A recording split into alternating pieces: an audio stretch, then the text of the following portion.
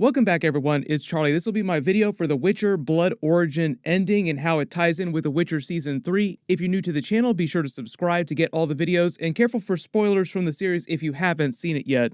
The big surprise is the series takes place before even all the earliest lore and history that we know from the books and from the video games. Most of what we know goes back about 1,000 years to the first conjunction of the spheres. This took place even before that because the conjunction of the spheres doesn't happen till like the very end of the series.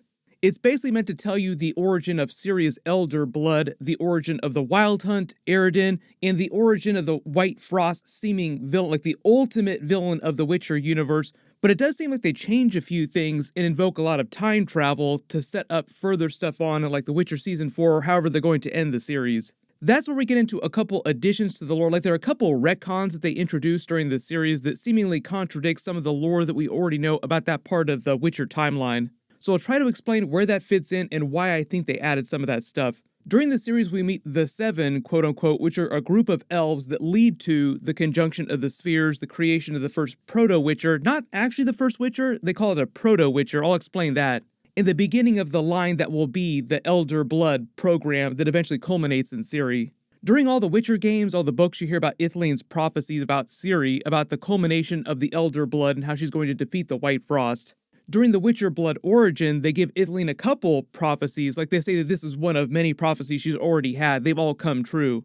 At the very end, she tells Aele that she's going to be the beginning of the line of Elder Blood that will culminate in Ciri. She also starts talking a lot about time travel, like elves displaced in time, so time travel is going to be a big part of the Witcher TV series. There is some time travel in the books that'll get into what's happening with Avallac'h, which you also see in the post-credit scene as well, too. We see how the Ain elves went to the other world, like there are two different groups of elves. The original elves on the continent were 3 different kingdoms that eventually through coup become one kingdom, and a bunch get deposited on this other world during the conjunction of the spheres. One of the big additions to the lore is that during the video games, during the books, we actually thought that the other group of elves that Eredin comes from purposefully went to the other world, like they traveled there on purpose.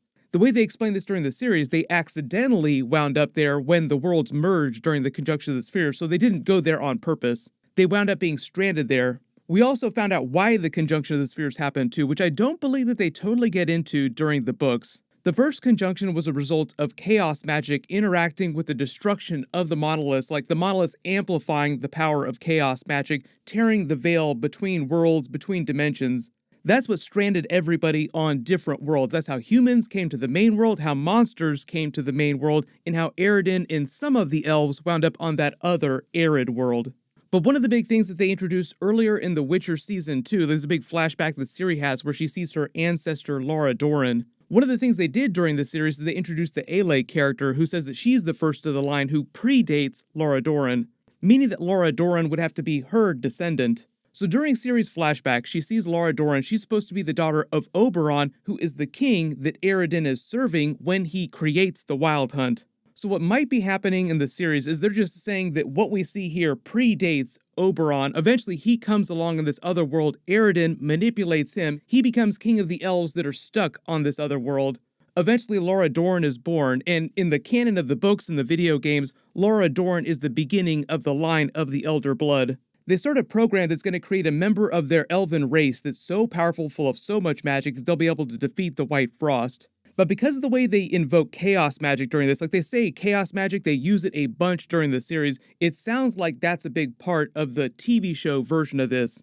In the books, the Elder Blood program is all about defeating the White Frost, and they treat it like this existential, basically world-ending threat, like basically an ice age is going to come to the planet and destroy it. They don't actually try to personify the White Frost as an actual person.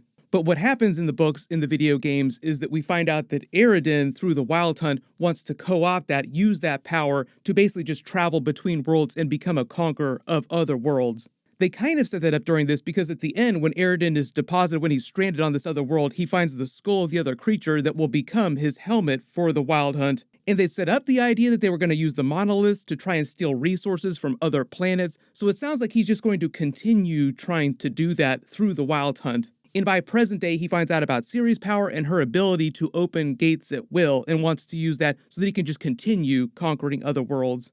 I think one of the reasons why they didn't actually use Lara Dorren and her father Oberon during the series is because they wanted to show you that Eredin predated them showing up on the other world. Like, Aroden was behind trying to manipulate them, and this otherworldly female mage character who seemingly was manipulating everyone. That was another big addition to the canon. Like, I don't remember that from the books or the video games.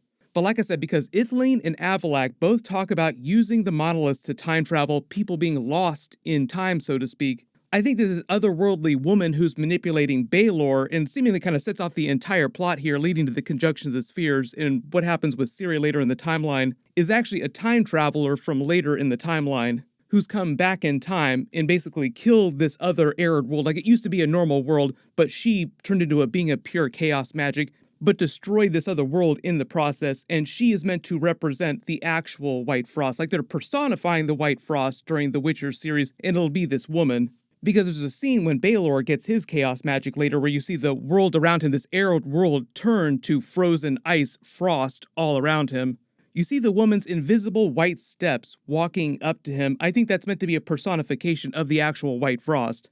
So that at the very end of the Witcher series, like season 5, like however many seasons they wind up going, instead of Ciri fighting what seems like this giant winter storm, White Frost, she's actually going to be fighting a physical person. And it'll be whoever this woman is. I'll explain in a second. I think there's some clues as to who it might be. The White Frost is inevitable. It will come to freeze the worlds one after the other, eradicating all life. Only I can stop the destruction. But at the very end of the series, Avallac'h gets the Book of Monoliths and discovers that through the magic you can use the monoliths to travel across your own world and also time travel. And he travels to the past during the events of The Witcher Season 1 before Ciri had met Geralt. This is him standing in the same place, peeking at her in the same way that Geralt was during The Witcher Season 1. It's meant to be a mirror for The Witcher Season 1, like, oh, we've already seen this scene. During the events of this series, they portray Avallac'h as being a little more innocent, more naive, like at the beginning of his journey. By the time we get to present day with Ciri and Geralt, he's become a more antagonistic character. He does show up during the games, talking to Geralt and Ciri, but he eventually pursues Ciri towards his own ends as well. So you have to remember a big part of this is that there are like a bunch of different forces on the show that all want Ciri for different reasons. Even though during Season 3 we're going to meet a couple new villains, like Ciri's father, Emperor Emhyr, kind of surfaces as one of the actual main villains. He's been a villain for a while now, but he didn't actually show up for real until the end of Season 2. He'll be a much bigger force during Season 3, but there are other villains on the show. Aroden and the Wild Hunt are meant to be bigger villains, more antagonistic than her father, but also this mysterious woman, who sounds like she's going to be the personification of the White Frost, is an even bigger villain than Aroden and the Wild Hunt. Then we have Minnie Driver's character in Jaskier. They said that they introduced them because they wanted to tie the blood origin to the main series in a bigger way so that people who haven't read the books or played the games kind of understand the link between what was happening 1200 years ago and what's happening in present day. Minnie Driver isn't playing a character from the book. She's meant to be part of an order of Shanachi, who are a real-world Gaelic order, or they're based on a real-world Gaelic history, that were servants of heads of lineages that kept track of important information, which she says during the events of the series. She says that her order travels between worlds, between planes of existence, collecting stories. She tells Jaskier to tell the story of the Seven, hoping that it will inspire and help both Geralt, Ciri, and the elves of the current day of The Witcher. Part of the idea in him learning this story is learning the true origin of Aroden the Wild Hunt, the threat that he represents, but also she wants to inspire the elves of present day who are on the verge of dying out during the events of The Witcher Season 3. After he winds up learning the story, she sends him back to the battle that was happening after the events of Witcher Season 2, but before the events of Witcher Season 3, where the elves were saving him from the Temerians. Here's where we get to that mysterious woman that appears as pure chaos energy who was manipulating Baelor, seemingly setting off the entire events of what take place in the Witcher books, like the entire Witcher universe. This is where we get to like a real big retcon. Like, this isn't something that I think is going to be from the books or the games, and I think it's them setting up their endgame ultimately for the entire series. During The Witcher Season 3, they just cast an actress to play the Falka character, and what they're saying is that she's also part of Ciri's Elder Blood lineage, who came from a little bit after the events that we saw during Blood Origin. She is a character from the lore, she's incredibly antagonistic, but what they might have done is use this time travel twist they introduced through Ithlinne's prophecy and through the monoliths, and say that she was also stranded earlier in time on this other world and wound up destroying it, turning it into the Arid world in her bid to become pure chaos energy. Like, they tried to foreshadow during the series that Baelor gaining this chaos magic, it comes with a cost. Like, this whole world that they traveled to, this Arid world, didn't used to be like this. It probably used to be a very lush green world. So whoever this person is wound up destroying the planet in a bid to become this powerful. And throughout the series, Baelor keeps telling her, I'll give you anything that you want as long as you help me gain this chaos magic power. So it implies that the woman just wants to consume other worlds, and that's why I'm saying that she's probably going to be the personification of the White Frost that's talked about in the books, like the ultimate main villain of all the Witcher stories. The real big retcon being that in the books, it's not actually personified as an actual person, like it's just like this existential threat that Ciri's trying to stop. More like an actual force of nature. The showrunner did say that the Wild Hunt would be one of the biggest villains on the show in the future, but like I said, that's more Eredin trying to do lower level things, and it sounds like this other mysterious woman, chaos magic being, is manipulating him to do that as well. The other big part of the ending is showing you the actual conjunction of the spheres, like the monoliths exploding with all the chaos magic energy. The barriers between worlds, planes of existence, are broken, allowing the worlds to merge briefly. While they're merging, that's how creatures, humans, elves all get redistributed on all the different planets. We see the first humans get dumped on our main world. They weren't originally from this planet.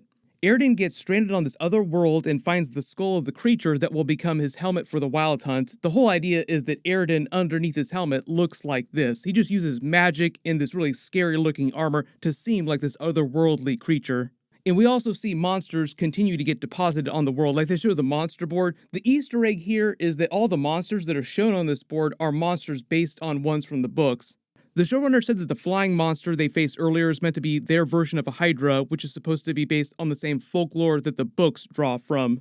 The way they explain the origin of the Witchers is also meant to be a bit of a retcon too, like they try to introduce stuff that happens before the lore that we already know from the books and the games. So the actual order of the Witchers is meant to be exclusively human. The reason why I think they're saying that an elf is the first proto-Witcher, like why they're introducing all this, is because at this time, like before the conjunction of the spheres, there were no humans on the planet, and they wanted to show the origin of Witchers. So it's sort of them working in reverse from the problem. Like they can't actually show you a real Witcher, like a traditional Witcher, until humans wind up on the planet.